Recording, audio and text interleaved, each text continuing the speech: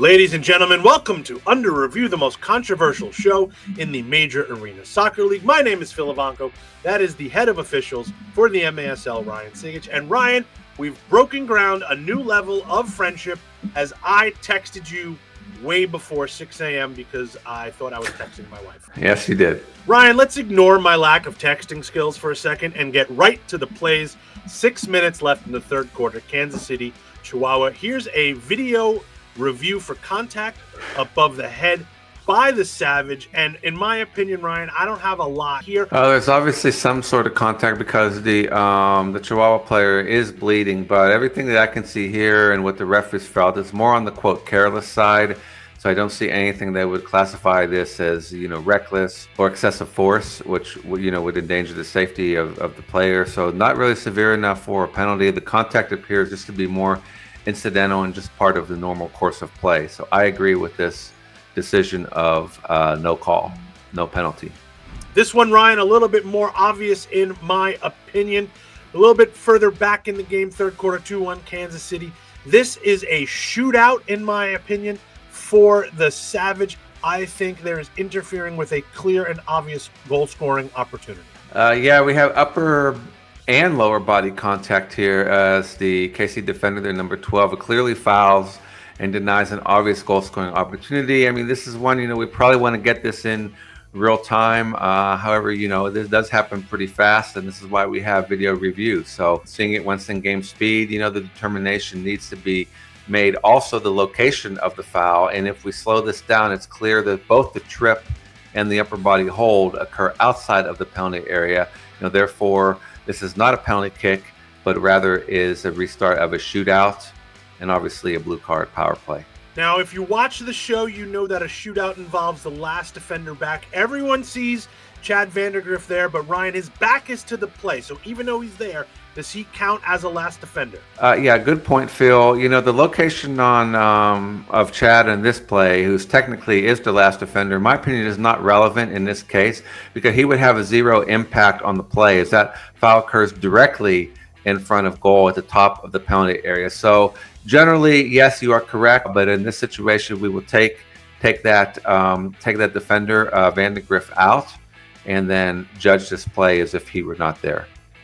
And Ryan, one more from this game. We've got a mass confrontation in front of the benches. People like to see these on this show, but for me, this is really just handbags, to use the British term. I think the referees handled it right. They diffused the situation well and gave the appropriate amount of cards to the players who deserved it.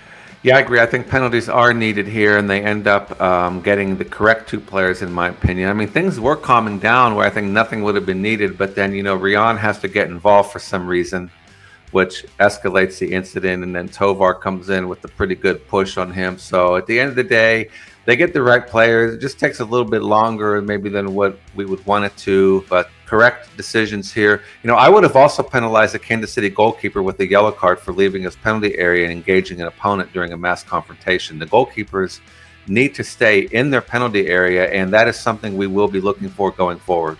Out west now, Empire versus the Tacoma Stars. And Ryan, I really love this one because plays like this are why we do this show. Possible handball video review here, and we can all see the player on the ground as the ball hits his arm. I think it's obvious that the ball hits his arm, but the question is, where is that arm? Where is it supposed to go?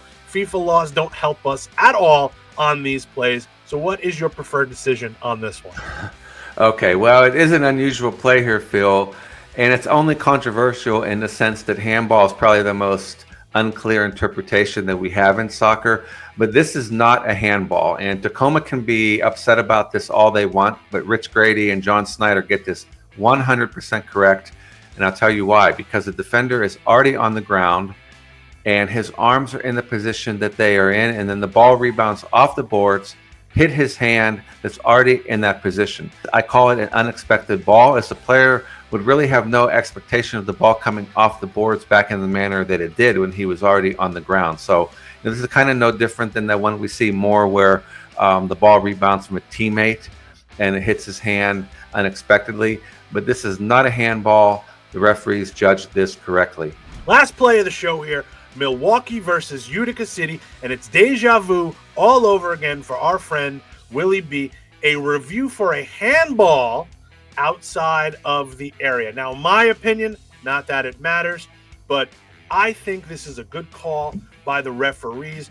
Utica fans might be frustrated because they think this angle is the smoking gun angle on this one, but lines and spheres and geometry, go back to school, kids. We know how hard this is. Ryan, what is your opinion on this one? Well, it's impossible to tell. I mean, we've had several of these this season that we've talked about, and unless there's going to be a camera right down the side of the penalty area line, then we just don't know. So in order to make this call as a referee, we have to be 100% certain at the time that it happens, and it's so close to tell. So they correctly called nothing during live play, and I don't see anything on video review that would change that decision.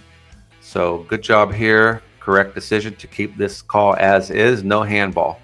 And we've got a special treat on this play. We actually had a microphone on one of the referees during this review.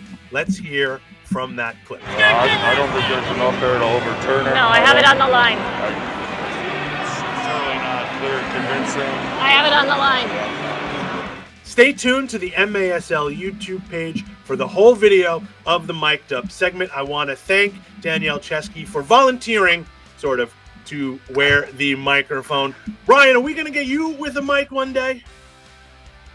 I mean, if I ever get back out there, but nobody seems to miss me very much. So I don't know. Maybe my career is over on the field. I miss you, Ryan. I miss you.